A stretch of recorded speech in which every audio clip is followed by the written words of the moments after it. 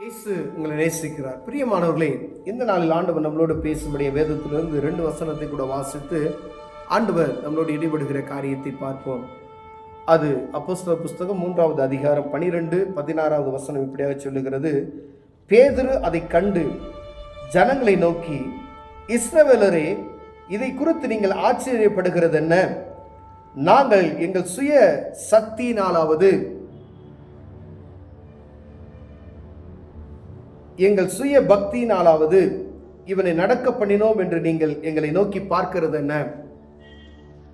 அவருடைய நாமத்தை பற்றும் விசுவாசத்தினாலே அவருடைய நாமமே நீங்கள் பார்த்து அறிந்திருக்கிற இவனை பலப்படுத்தினது. அவரால் உண்டாகின விசுவாசமே உங்கள் எல்லோருக்கும் முன்பாக இந்த சர்வாங்க சுகத்தை இவனுக்கு கொடுத்தது. பிரியமானவர்களே, எங்கும் அற்புதங்களும் அதிசயங்களும் நடக்கிறதை நாம் பார்க்க முடிகிறது. அநேக பேர் சொல்லிக்கிட்டு இருக்காங்க, மேஜிக் பண்ணுறாங்க அப்படின்னு சொல்லி. இது சர்வ வல்லமையுள்ள தேவனுடைய மகத்தான காரியம். ஒரு இயற்கைக்கு அப்பாற்பட்ட உலகத்தில் பூமியில் ஒரு டாக்டரால் செய்ய முடியாத ஒரு காரியத்தை ஆண்டவர் செய்கிறதுக்கு மாத்திரமே. கடவுள் தான். எந்த ஒரு டாக்டரும் ஒரு குறிப்பிட்ட அளவிற்கு பார்க்குறாங்க, அதுக்குமா என்ன செய்கிறாங்க?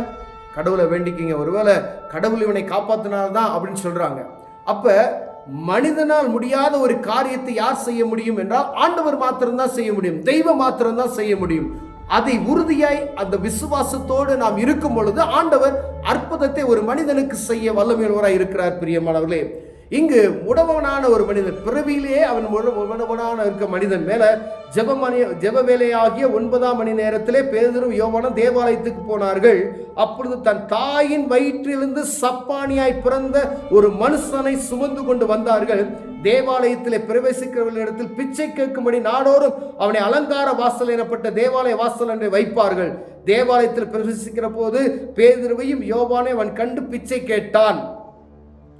அவனிடத்தில் ஏதாயில் கிடைக்கும் என்று எண்ணி அவனை நோக்கி பார்த்தான். அப்பொழுது பேதுரு, வெள்ளியும் பொன்னும் என்னிடத்தில் இல்லை, என்னிடத்தில் உள்ளதை உனக்கு தருகிறேன். நசரேயனாகிய இயேசு கிறிஸ்துவின் நாமத்தினால் நீ எழுந்து நட என்று சொல்லி வலது கையினால் அவனை பிடித்து தூக்கி விட்டான். உடனே அவனுடைய கால்களும் கடலும் பலன் கொண்டது. இதுதான் அற்புதம்.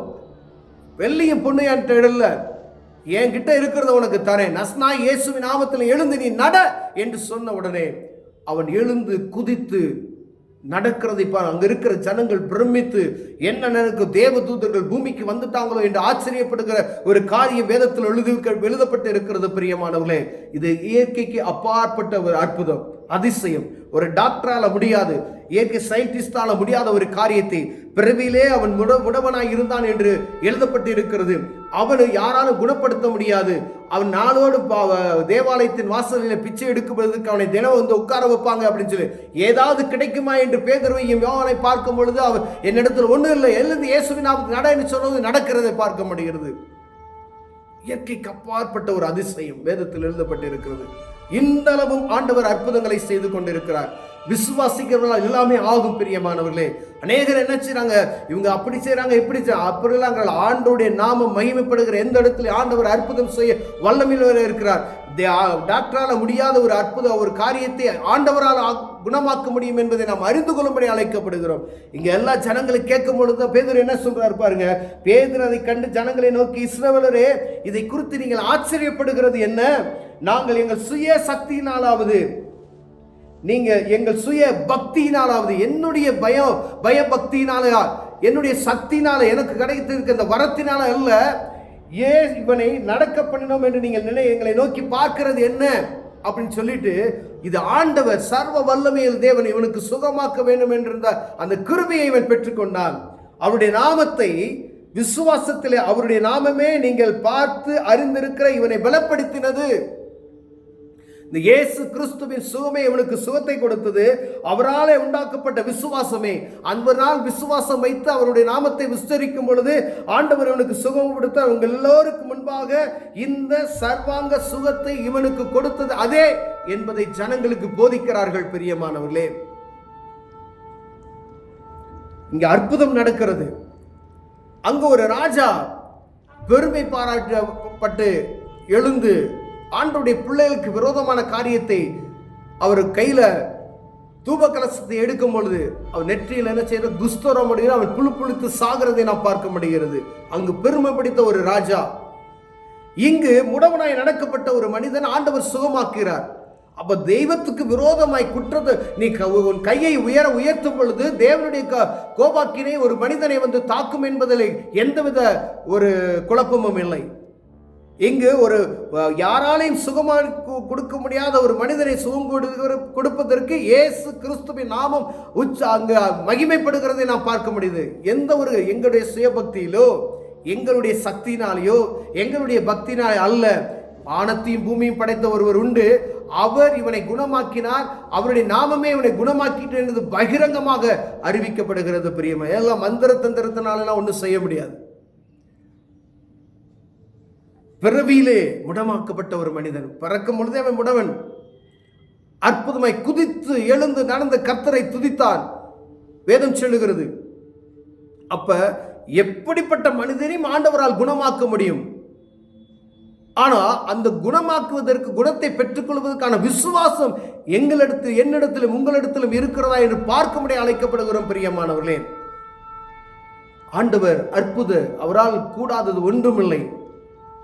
அவர் சர்வ வல்லமையுள்ள தேவன் என்று வேதம் எழுந்திருக்கிறது. பிரியமானவர்களே, அவருடைய நாமமே இவனை குணமாக்கினது, இந்த சர்வாங்க சுகத்தை இவனுக்கு உண்டாக்கினது என்று பேதுரு சொல்லுகிறதை பார்க்க முடிகிறது. பிரியமானவர்களே, அப்ப ஆண்டவரால் கூடாத ஒரு காரியம் ஒன்றும் இல்லை. அவரால் எல்லாம் ஆகும்.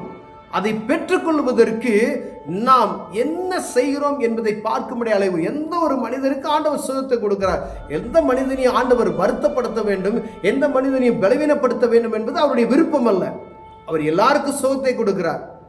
ஆண்டவர்கிட்ட சுகத்தை பெற்றுக்கொண்டு நீங்கள் போய் பழைய வாழ்க்கையை நாம் வாழும் பொழுது அந்த சுகத்துக்கு எந்த ஒரு பிரயோஜனம் இல்லை என்பதை நாம் அறிந்து கொள்ளும்படி அழைக்கப்படுகிறோம். ஆண்டவர் அற்புதமா ஒரு மனிதனுக்கு சுகத்தை கொடுக்கிறார். யார் சுகத்தை கொடுத்தா? ஆண்டவர் தான் சுகத்தை கொடுத்தார். அதை அறிந்து கொண்டு நான் மீண்டும் போய் பாவத்துக்குள்ள நான் போய் வாழ்ந்து கொண்டு இருப்பேனால் அந்த சுகம் எதற்கு? அப்ப அதுல எந்த ஒரு காரியமும் அதுல பிரயோஜனப்படாதே. ஆண்டவர் உங்களுக்கு அற்புதமாய் ஒரு சுகத்தை கொடுத்தால் ஆண்டவருக்கு நாம மகிமை மழுப்படையா நீங்கள் சாட்சியாய் இருக்க முடியாவே உங்களுக்கு சுகத்தை கொடுக்கிறார்.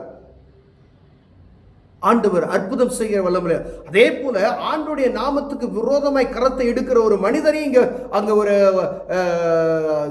பாதிக்கப்படுகிற ஒரு காரியத்தையும் வேதம் எழுதி வைத்திருக்கிறது. பிரியமானவர்களே, பெருமை பிடித்த ஒரு ராஜா குஸ்தரோகத்தால் பாதிக்கப்படுகிறதை பார்க்கப்படுகிறது.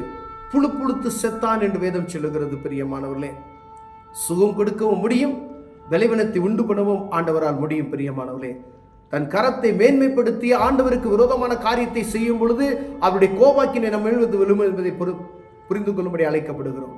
ஒருவேளை நம்ம எந்த நிலைமையில இருக்கிறோம், அற்புதம் செய்ய ஆண்டவரால் முடியும். அதை பெற்றுக்கொள்வதற்கு நாம் என்ன காரியத்தை செய்கிறோம் என்று பார்க்கும்படி அழைக்கப்படுகிறோம். ஒருவேளை பெருமை படைத்து நான் தான் அப்படின்னு சொல்லி நினைக்கும் பொழுது தேவனுடைய கோபாக்கினை ஆண்டவருக்கு விரோதமாய் பேசப்படுவது அவருடைய கோபாக்கினை வரும் என்பதையும் புரிந்து கொள்ளும்படி அழைக்கப்படுகிறோம். பிரியமானவர்களே, கண்களை முடிவு செய்வோம். அன்பின் தகப்பனே, ஆண்டவரே, நீர் அற்புதர் என்பதை நாங்கள் அறிந்திருக்கிறோம். அதே போல நீ கோபமானவர் என்பதையும் அறிந்திருக்கிறோம். ஆண்டவரே, தேவனுடைய கோபாக்கினைக்கு விலைக்கு எங்களை தப்பித்துக் கொள்ள உதவி செய்யுங்க. அதே போல அற்புதங்களை பெற்றுக்கொள்வதற்கு கிருபை பாராட்டுங்க. இயேசுவின் நாமத்தில் பிதாவே, ஆமென்.